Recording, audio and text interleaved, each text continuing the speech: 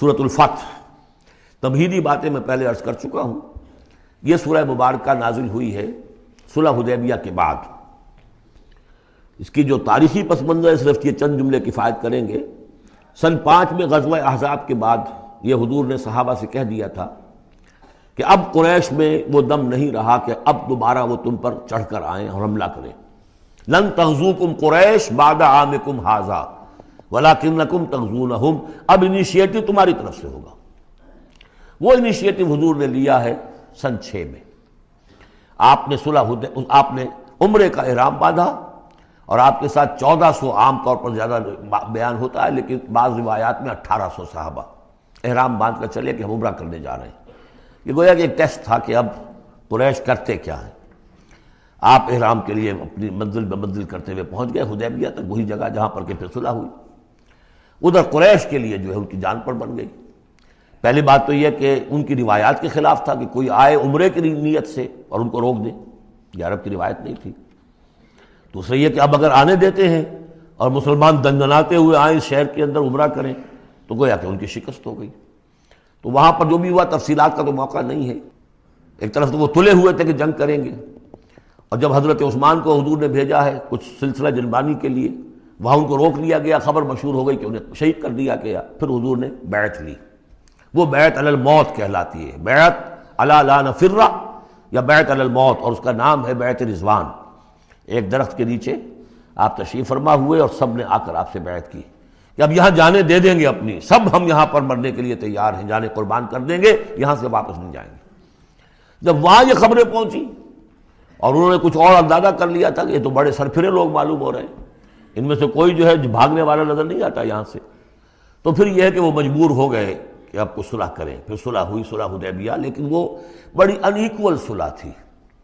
اس میں مسلمانوں کے لیے ہیوملیشن تھی، اس لیے کہ یہ طے کر لیا گیا اس میں کہ اگر کوئی مسلمان مدینے سے واپس آئے مکے تو اسے مکے والے واپس نہیں کریں گے، لیکن اگر کوئی مکے سے مدینے جائے گا تو واپس کرنا ہوگا. اور وہاں پر ہو بھی یہ گیا. ابو جندل صحابی تھے جن کو کہ اسی نے جو کہ وہاں سے صلح کے لیے گفت و شنید کرنے کے لیے آیا تھا، سہیل بن عمرو، اس کا ہی بیٹا عین اس وقت وہ پہنچ گیا، لیکن صلح کے وہ کاغذات لکھے جا چکے تھے. اس نے واویلا بچایا، مسلمانوں مجھے پھر قصائیوں کے حوالے کر رہے. حضور نے فرمایا کہ اب ابو جندل تم صبر کرو، جو وعدہ ہم کر چکے ہیں ہمیں اس کی پابندی کرنی ہے. بہرحال اس کو حضور نے، اگرچہ صحابہ تو اس درجے دلگیر تھے کہ ہم یہ دم کر صلح کیوں کر رہے ہیں.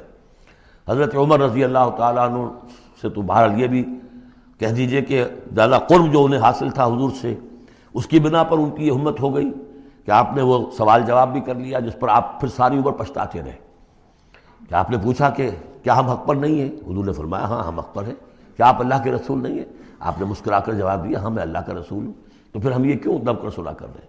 آپ نے فرمایا کہ میں وہی کر رہا ہوں جو اللہ نے مجھے حکم دیا. بس اتنی سی بات تھی جس پر ساری عمر پچھتائے. لیکن یہ بات حضرت علی نے بھی کر دی اس درجے میں کہ جب وہ صلح نامہ لکھا گیا، حضور ڈکٹیٹ کرا رہے تھے، حضرت علی کاتب تھے، لکھ رہے تھے، تو اب حضور نے فرمایا یہ صلح نامہ ہے، لکھو محمد رسول اللہ اور قریش کے مابین. وہ سہیل بن عمرو نے اعتراض کر دیا کہ نہیں، یہ اگر ہم اس پہ لکھیں گے ظاہر بات ہے صلح نامے پر تو دونوں فریقوں کے دستخط ہوتے ہیں، تو میں دستخط کروں گا تو میں تو آپ کو اللہ کا رسول نہیں مانتا، ورنہ اس عبارت کی روح سے جب اس کے نیچے میرا بھی دستخط آئیں گے تو گویا میں نے مان لیا. تو حضور نے اس پر بھی مسکرا کر کہا کہ تم مانو نہ مانو میں اللہ کا رسول ہوں، لیکن اے علی مٹا دو یہ رسول اللہ کے لفظ، مٹا دو، وہاں سے لکھ دو یہ معاہدہ ہے محمد ابن عبداللہ اور قریش کے مابین. حضرت علی نے کہا کہ حضور یہ میں نہیں کر سکتا، میں اپنے ہاتھ سے آپ کے نام کے ساتھ لکھے ہوئے الفاظ. اب دیکھیے اگرچہ حکم تو یہ ہے کہ الامر فوق الادب، لیکن یہ کہ یہ جو بھی کچھ ہوا ہے تو یہ ہوا غیرت دینی، حمیت دینی کی وجہ سے. حضرت علی نے بھی کیا، حضرت عمر نے بھی کیا، دونوں کے طرز عمل میں کوئی فرق نہیں. لیکن بہرحال اس کے بعد جو ہے صلح ہوئی ہے، اور مسلمانوں کے دل اگرچہ اس پہ بہت ہی رنجیدہ تھے، اور یہ بات بھی بڑی عجیب تھی کہ وہی احرام کھول دیے گئے، وہی قربانی کے جانور جو ہیں. تو اب اس پر جو ہے یہ آیت سورت اتری ہے، اور پہلا لفظ یہ ہے انا فتحنا لک فتحا مبینا، مسلمانوں کی دلجوئی کے لیے کہ تم جسے سمجھ رہے ہو کہ دب کر صلح کی ہے، حقیقت حال کے اعتبار سے تو اے محمد ہم نے آپ کو بڑی روشن فتح عطا فرمائی.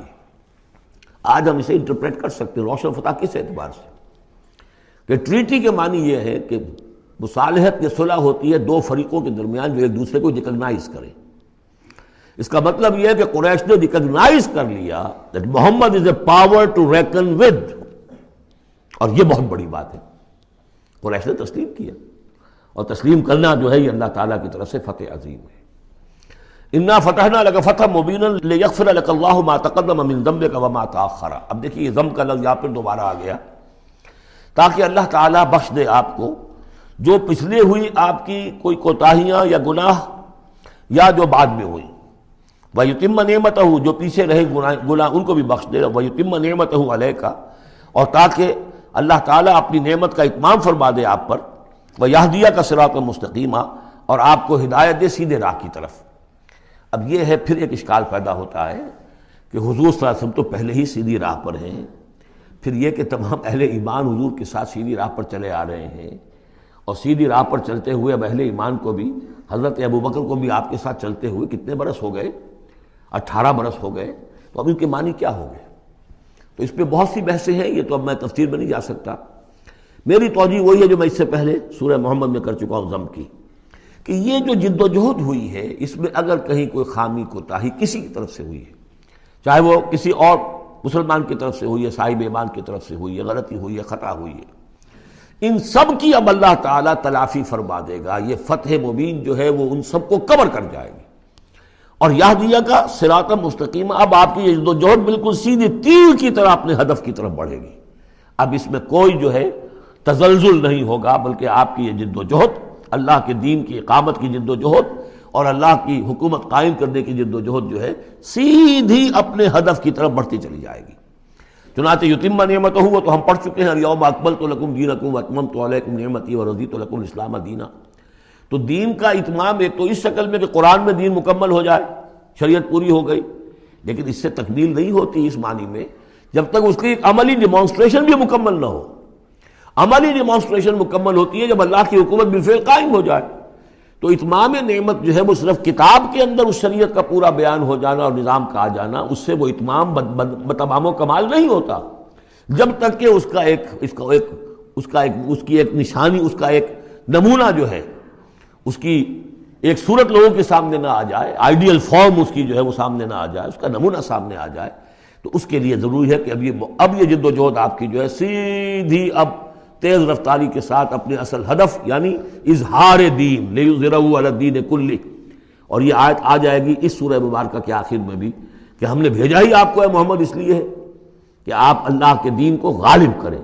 تو وہ اللہ کے دین کے غلبے کی جد و جہد اب تیر کی طرح سیدھی جائے گی. اللہ نے ساری اگلی پچھلی اگر کوئی اس میں کمیاں کوتاہیاں رہ گئی ہیں کسی کی طرف سے آپ کے ساتھیوں میں سے، ان سب کی تلافی کے لیے یہ فتح مبین آپ کو عطا کر دی. وَيَنْصُرَكَ اللَّهُ نَصْرًا عَزِيزًا، اور اللہ آپ کی مدد کرے گا ایسی مدد کہ جس کے لیے کوئی شکست نہ ہو، بڑی زبردست مدد. هُوَ الَّذِي أَنزَلَ السَّكِينَةَ فِي قُلُوبِ الْمُؤْمِنِينَ لِيَزْدَادُوا إِيمَانًا مَعَ إِيمَانِهِمْ، وہی ہے کہ جس نے اہل ایمان کے دلوں میں سکینت نازل کر دی تاکہ ان کے ایمان میں اور اضافہ ہو جائے، تاکہ وہ اور اضافہ کر لیں اپنے ایمان میں، جتنا ایمان ہے اس سے اور بڑھ کر. وَلِلَّهِ جُنُودُ السَّمَاوَاتِ وَالْأَرْضِ. اب ظاہر بات ہے کہ اس میں ایک تو کیفیت یہ تھی کہ جو انہیں سکون حاصل تھا کہ وہ تیار تھے سب اپنی جانیں دینے کے لیے، اس کے لیے بھی ایک سکون قلب کے اندر اللہ تعالیٰ نے ان کے پیدا کیا تھا، تبھی تو وہ اس کے لیے آمادہ ہوئے. پھر یہ کہ ان کے اندر نظم اور ضبط کا یہ عالم کہ کوئی ایک شخص بھی حق میں نہیں تھا کہ یہ صلح یہاں اس وقت ہو، لیکن محمد رسول اللہ ان کی اطاعت، اس کا سب سے بڑا ٹیسٹ وہاں ہوا ہے. اور یہ بات جو میں کہہ رہا ہوں شاید بعض حضرات کو عجیب لگی، کوئی ایک شخص بھی نہیں تھا اس کے حق میں. اس کی دلیل کیا ہے؟ اس کی دلیل یہ ہے کہ جب حضور نے جب صلح ہو گئی مکمل، آپ نے فرمایا مسلمان اٹھو، احرام کھول دو اور یہی قربانیاں دے دو. کوئی نہیں اٹھا، ایک بھی نہیں اٹھا. دوسری مرتبہ کہا آپ نے اٹھو بھائی، اب ہو گیا بات، بس جو ہو گئی، اب یہی احرام کھول دو. کوئی نہیں اٹھا. تیسری دفعہ کوئی نہیں اٹھا. آپ دلگیر ہو کر، دل گرفتہ ہو کر اپنے خیمے میں چلے گئے. ام سلمہ رضی اللہ تعالیٰ عنہ ام المومنین آپ کے ساتھ تھی. ان سے جا کر کہا، میں نے 3 مرتبہ مسلمانوں سے کہا ہے کہ اٹھو اور احرام کھول دو، کوئی نہیں اٹھ رہا. انہوں نے کہا، مشورہ دیا کہ آپ کسی سے کچھ نہ کہیں، اپنی زبان سے کچھ نہ کہیں، آپ اپنا احرام کھول دیے. بس آپ آئے باہر، آپ نے قربانی دی، احرام کھول دیا. اس پر اب سب اٹھ گئے. یعنی اصل میں وہ سب کے سب منتظر تھے کہ کیا حضور ہمارا امتحان لے رہے ہیں، یہ کوئی ٹیسٹ ہو رہا ہے، کیا ہو رہا ہے، یا حالت منتظرہ شاید کوئی نئی صورت پیدا ہو جائے، شاید حالات بدل جائیں۔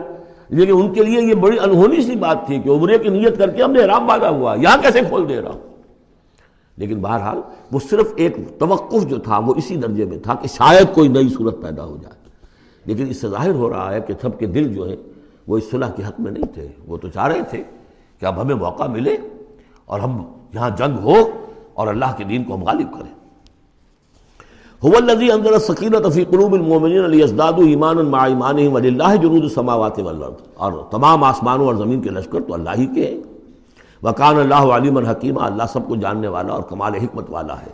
لیدخل المؤمنین والمؤمنات جنات تجری من تحتها الانہار خالدین فیہا، تاکہ وہ داخل کرے اہل ایمان مردوں اور عورتوں کو ان باغات میں جن کے دامن میں ندیاں بہتی ہوں گی، جن میں وہ ہمیشہ ہمیش رہیں گے۔ ویکفر عنہم سیئاتہم، اور دور کر دے ان سے ان کی برائیوں کو۔ وکان ذلک عند اللہ فوزا عظیما، اور یقیناً یہی شے ہے اللہ کے نزدیک بڑی کامیابی۔ وَيُعَذِّبُ الْمُنَافِقِينَ وَالْمُنَافِقَاتِ وَالْمُشْرِكِينَ وَالْمُشْرِكَاتِ الظَّانِّينَ بِاللَّهِ ظَنَّ السَّوْءِ، یہ الفاظ بہت مشابہ ہیں سورہ احزاب کی آخری آیات کے، اور سورہ احزاب جو ہے آپ کو معلوم ہے سن 5 میں نازل ہوئی اور یہ سن 6 میں نازل ہو رہی ہے، تو زمانہ جو ہے قریب کا ہے۔ اور اللہ سزا دے اور عذاب دے منافق مردوں اور منافق عورتوں کو، اور مشرک مردوں اور مشرک عورتوں کو، کہ جو اللہ کے بارے میں بہت برے گمان رکھتے ہیں۔ علیہم دائرۃ السوء، اصل میں تو ان کے اوپر ہے مسلط برائی کا دائرہ۔ وغضب اللہ علیہم، اور اللہ غضبناک ہوا ہے ان پر۔ ولعنہم، اللہ نے ان پر لعنت فرمائی ہے۔ وعد لہم جہنم، اور ان کے لیے تیار کیا ہوا جہنم کو، وساعت مصیرا، اور وہ بہت بری جگہ ہے لوٹنے کی۔ وللہ جنود السماوات والارض، آسمانوں اور زمین کے لشکر کل کے کل اللہ ہی کے اختیار میں ہیں۔ وکان اللہ عزیزا حکیما، اللہ زبردست ہے اور حکیم ہے۔ پہلے آیا تھا علیما حکیما، اب عزیزا حکیما۔ انا ارسلناک شاہدا ومبشرا ونذیرا، اے نبی ہم نے بھیجا ہے آپ کو شاہد بنا کر، وہی شاہد گواہی دینے والا۔ یہاں اپنے قول اور اپنے عمل سے اللہ کے دین کی گواہی دی۔ قیامت میں کھڑے ہو کر عدالت میں پروزیکیوشن وٹنس کی حیثیت سے کہیں گے اے اللہ تیرا دین جو مجھ تک آیا تھا میں نے پہنچا دیا تھا، اب یہ ان کے ذمے ہے۔ فکیف اذا جئنا من کل امۃ بشہید وجئنا بک علی ہؤلاء شہیدا، ہم نے آپ کو بھیجا ہے گواہ بنا کر اور بشارت دینے والا بنا کر اور خبردار کرنے والا بنا کر، لتؤمنوا باللہ ورسولہ، تاکہ اے مسلمانوں تم ایمان رکھو اللہ پر اور اس کے رسول پر، وتعزروہ وتوقروہ، اور اللہ کے رسول کی تو تم مدد بھی کرو اور ان کی تعظیم کرو، توقیر کرو، وتسبحوہ بکرۃ واصیلا، اور اللہ کی تم تسبیح کرو صبح شام۔ یہاں دیکھیے اس آیت میں لتؤمنوا باللہ ورسولہ، اللہ اور اس کے رسول دونوں پر ایمان رکھو، پھر رسول کے لیے وتعزروہ وتوقروہ، اور اللہ کے لیے وتسبحوہ بکرۃ واصیلا، اس کی تسبیح بیان کرو صبح شام۔ ان الذین یبایعونک انما یبایعون اللہ، یقیناً وہ لوگ جو اے نبی آپ سے بیعت کر رہے ہیں وہ حقیقت میں اللہ سے بیعت کر رہے ہیں۔ ید اللہ فوق ایدیہم، اللہ کا ہاتھ ان کے ہاتھوں کے اوپر ہے۔ فمن نکث فانما ینکث الی نفسہ، تو جو کوئی بھی اس بیعت کی خلاف ورزی کرے گا، اس کو توڑے گا، اس کا سارا وبال اسی کے اوپر ہوگا۔ ومن اوفی بما عاہد علیہ اللہ، اور جو پورا کر دے گا اس معاہدے کو جو اللہ سے کر رہا ہے، فسیؤتیہ اجرا عظیما، تو اللہ تعالیٰ اسے اجر عظیم عطا فرمائے گا۔ اس آیت کو اچھی طرح سمجھ لیجئے اور اس کا تعلق جوڑ لیجئے جو سورہ توبہ کی آیت نمبر 111 تھی۔ ان اللہ اشتری من المؤمنین انفسهم واموالهم بان لهم الجنہ یقاتلون فی سبیل اللہ فیقتلون ویقتلون وعدا علیہ حقا فی التوراۃ والانجیل والقرآن ومن اوفی بعہدہ من اللہ فاستبشروا ببیعکم الذی بایعتم بہ، اللہ نے اہل ایمان سے ان کی جانیں اور مال خرید لی ہے جنت کے عوض۔ یہ جو خرید و فروخت ہو گئی ہے یہ بیع ہو گئی ہے، بیع و شرع ہو گئی ہے۔ فاستبشروا ببیعکم الذی بایعتم بہ، خوشیاں مناؤ، جشن مناؤ اس بیعت پر، اس بیع پر، اس سودے پر جو تم نے کیا ہے، اس سے بہتر سودا کوئی نہیں۔ اچھا یہ بیع تو ہوئی بندے اور اللہ کے مابین۔ فرض کیجئے میں بیعت کر رہا ہوں، اے اللہ میں اپنی جان مال تیرے حوالے کرتا ہوں، لیکن اللہ کے اور میرے درمیان تو غیب کا پردہ ہے۔ یہ کیسے، کس کو دوں یہ جان اور مال، کس کے حکم پر دوں، کس کے کہنے پر دوں، کہاں مال خرچ کروں؟ ظاہر بات ہے کہ اس کے لیے کوئی انسان، اب وہ انسان اس وقت تھے محمد الرسول اللہ صلی اللہ علیہ وسلم، بے اللہ سے بیعت محمد سے، محمد اللہ کے رسول ہیں، وہ بتائیں گے کہ اس طرح مال خرچ کرو، اس طرح جان لگاؤ، یہ وقت آ گیا ہے جان لے کر میدان میں آ جاؤ، جان ہتھیلی پر رکھ کو میدان میں آ جاؤ۔ لہذا جو بے اللہ سے ہوئی ہے، ان اللہ اشتری من المؤمنین انفسهم واموالهم بان لهم الجنہ، اس کے لیے بیعت محمد رسول اللہ سے ہو رہی ہے۔ اور یہ عرب میں رواج تھا کہ جب وہ کوئی سودا کرتے تھے پھر وہ مصافحہ کرتے تھے، ہاتھ ملاتے تھے، ہاتھ جب ملا لیا اب وہ جو سودا ہے پکا ہو گیا، اب پیچھے نہیں جا سکتے آپ۔ جب تک مصافحہ نہیں ہوتا اس وقت تک آدمی کوئی اس میں تبدیلی کر سکتا ہے، لیکن مصافحہ جو ہے وہ پختگی کے لیے۔ لہذا یہ بیعت اب محمد رسول اللہ سے ہو رہی ہے کہ ہم نے جو جان اللہ اور اپنی مال جو اللہ کے حوالے کی ہے اسے ہم خرچ کریں گے آپ کے کہنے کے مطابق، جو آپ حکم دیں گے، آپ کی مرضی ہے، آپ ہم سے جب چاہیں یہ جان اور مال حاصل ہے، جب چاہیں وصول فرما لیں۔ یہ بیعت ہے جو ہوئی ہے محمد رسول اللہ سے۔ اچھا، اس میں جو یہ فرمایا چونکہ یہ تین فریق ہو گئے، اللہ، بیعت کرنے والا اور جس کے ہاتھ پر بیعت کی گئی، لہذا یہ ٹرائی پارٹائٹ ایگریمنٹ ہے، تین فریق ہیں اس کے۔ ایک وہ ہے حضور کا ہاتھ، جس پر بیعت کرنے والے کا ہاتھ آ گیا۔ اللہ نے فرمایا ایک تیسرا ہاتھ بھی ہے، وہ تمہیں نظر نہیں آ رہا، ید اللہ فوق ایدیہم، اللہ کا ہاتھ ان کے ہاتھوں کے اوپر ہے۔ تو یہ تین ہاتھ ہیں در حقیقت اس بیعت کے اندر، اس بیعت کے اندر۔ ان الذین یبایعونک انما یبایعون اللہ، اصل میں تو بیعت، اور بیعت جو ہو رہی ہے تو اللہ سے ہو رہی ہے۔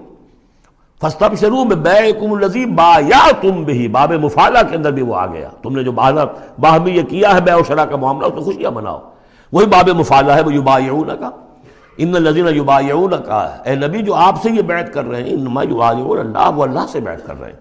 ید اللہ فوق ایدیہم، اللہ کا ہاتھ ان کے ہاتھوں کے اوپر ہے۔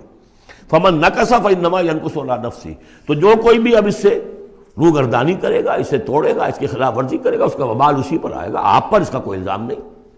ومن اوفی بما عہد علیہ اللہ فسیؤتی اجرا عظیما، اور جو بھی پورا کر دے گا جس کا کہ اس نے وعدہ اللہ سے کیا ہے، یہ معاہدہ اللہ سے ہوا جان اور مال کا۔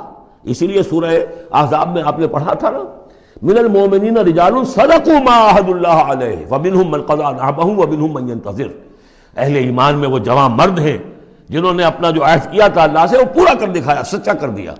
ان میں سے وہ بھی ہیں جو اپنی نظر پیش کر چکے، اور وہ بھی ہیں جو باقی منتظر ہیں ابھی کہ کب ہماری باری آئے۔ وبال دوش ہے سر جان ناتواں پہ، مگر لگا رکھا ہے تیرے خنجر و ثنا کے لیے، اے اللہ ہم لیے پھر رہے اس سر کو کہ کب تیری راہ میں کٹے اور ہم فارغ ہو جائیں، سمک دوش ہو جائیں، ہمارے کندھے سمک ہو جائیں، ہلکے ہو جائیں، سمک دوش، کندھا ہلکا ہو جائے۔